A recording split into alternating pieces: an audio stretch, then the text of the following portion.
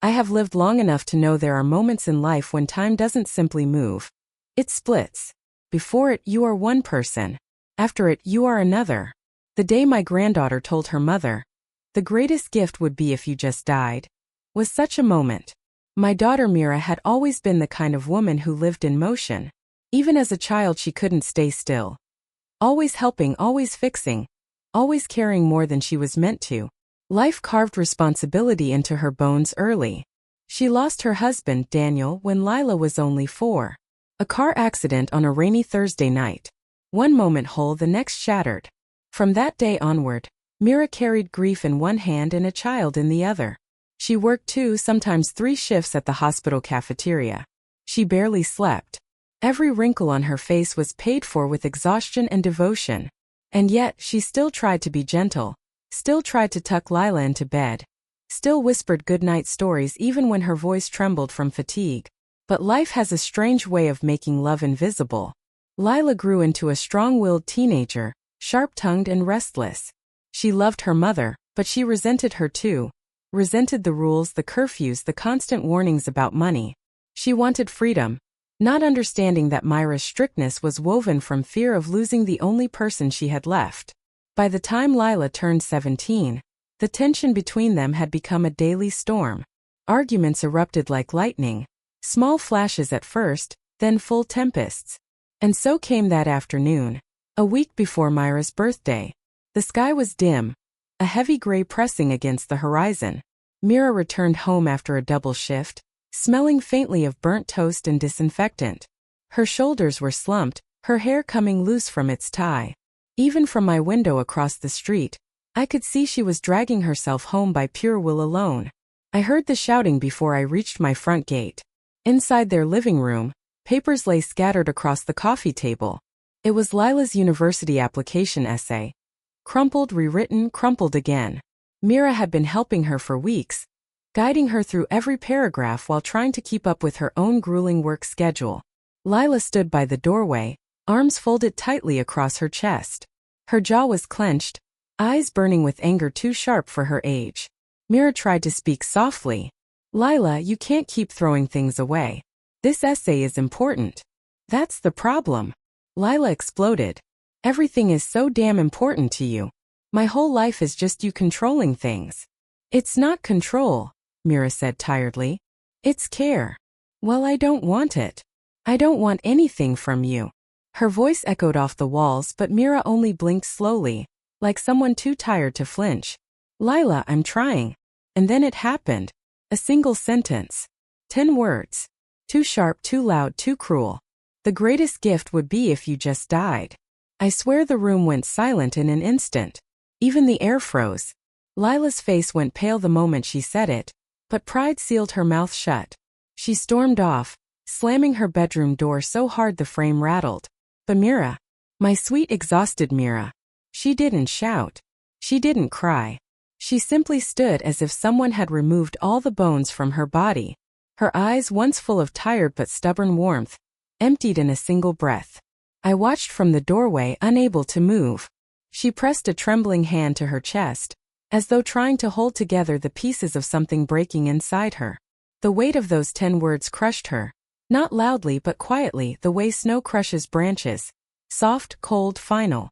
She sank into the chair, her face pale, lips slightly parted, breathing shallow. She looked less like a woman and more like a fading ghost. And that was the moment when time split. And I knew Mira would never be the same again.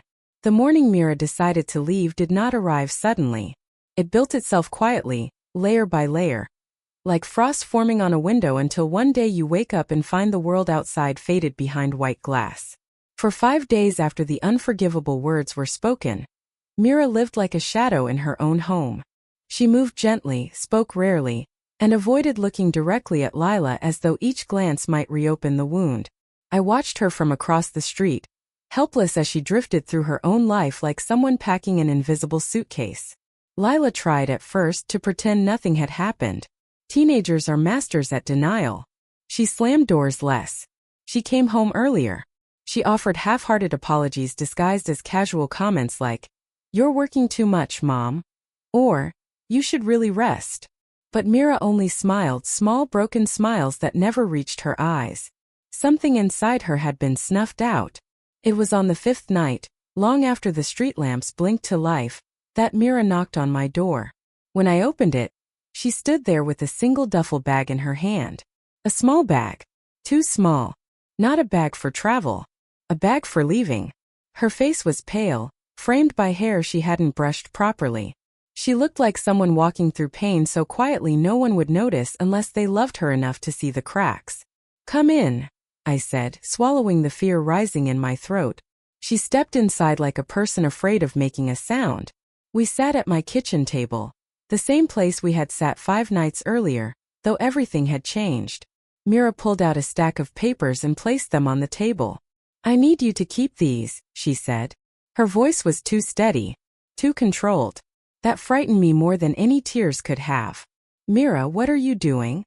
I whispered. She didn't answer right away.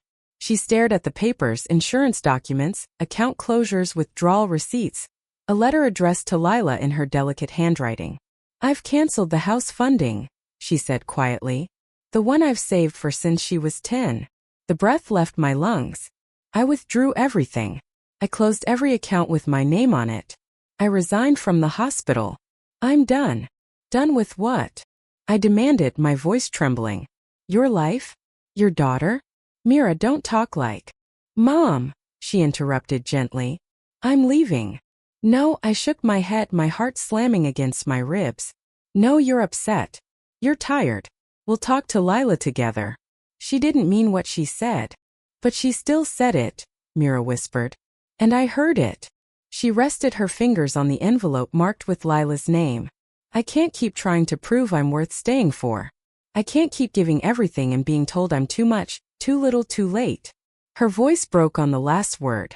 "I'm not dying," she said firmly. "I made you that promise when Daniel died, and I keep my promises. But I can't be here anymore." I reached for her hands, squeezing them desperately. "Where will you go? What will you do?" "Somewhere quiet," she murmured. "Somewhere no one knows me. I'll work odd jobs. I'll breathe again. Maybe I'll even sleep for the first time in 17 years. But what about Lila?" I cried. "She needs you." Myra's eyes filled with something that wasn't anger, something deeper. "If she needed me, Mom," she whispered, "she wouldn't have wished me gone." My breath trembled. My old heart felt like it would shatter. She stood then, slowly, as if carrying a weight too heavy to bear. She kissed my forehead the way she used to when she was a child. "Take care of her if she lets you. Let her learn what words can do. And maybe one day, maybe she'll understand." And before I could stop her, before I could gather enough strength in my bones to grab her and hold her back, she walked out my front door. The night swallowed her. No headlights. No footsteps. Just silence. That silence was the beginning. The beginning of her disappearance. And the end of the life she had lived until then. The police came 2 days after Mira vanished. They asked questions, ordinary ones, practical ones, questions for people who leave by accident, not intention. But Mira had not left accidentally. She had left the way a ghost leaves a house. Quietly, without footsteps, without a single thread of herself left behind. They searched the usual places. Her job, the bus station, old friends' homes. Nothing. Mira had spent her whole life being responsible, predictable, soft. No one ever expected her to be the kind of woman who could erase herself. But she did. After the officers left, a cruel, heavy silence settled over Myra's house.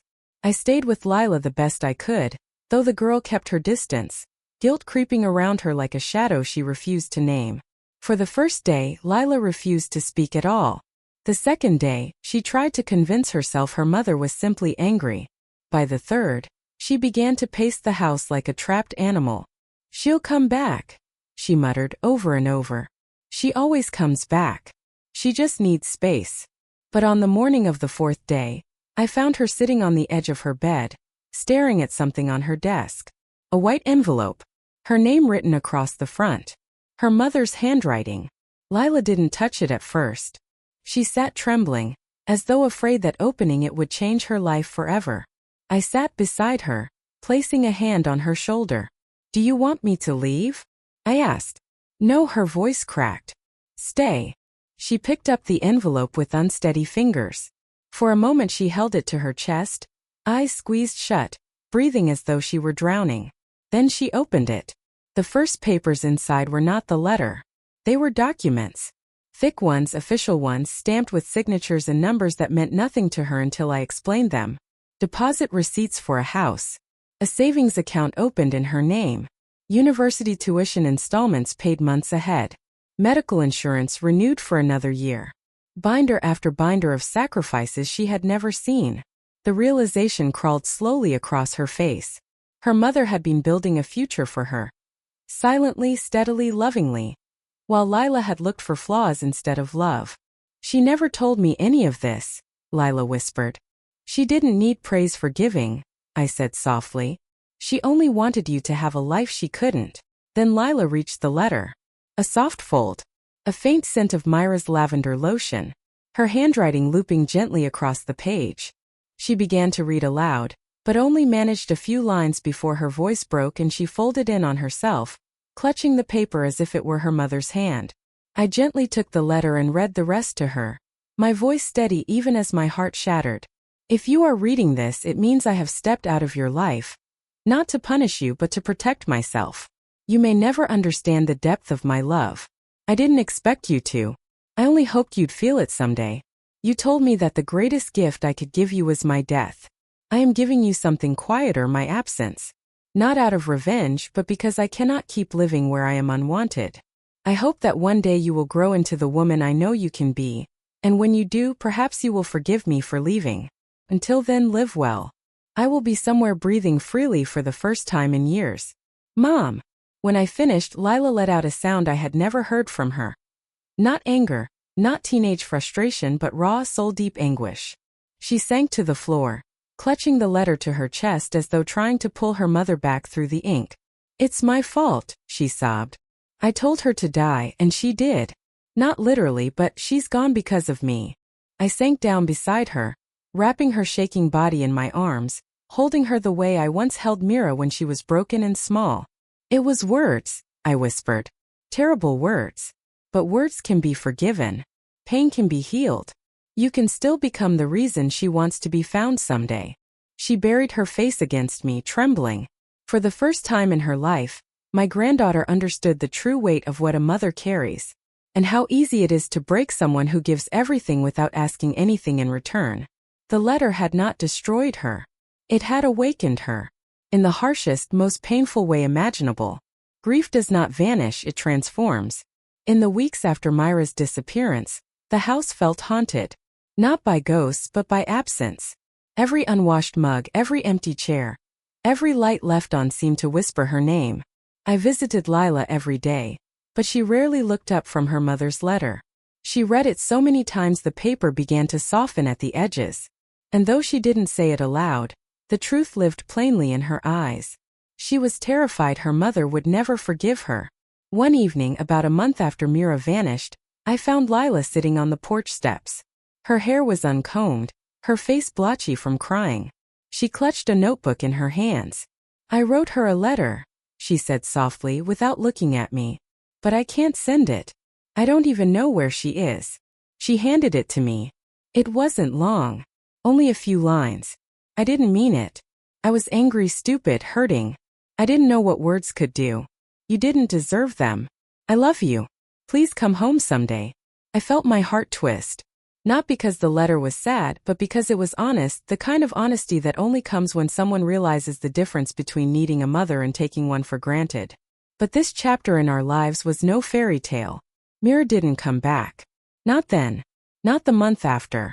Not even by the next season. And so the world forced Lila to grow up.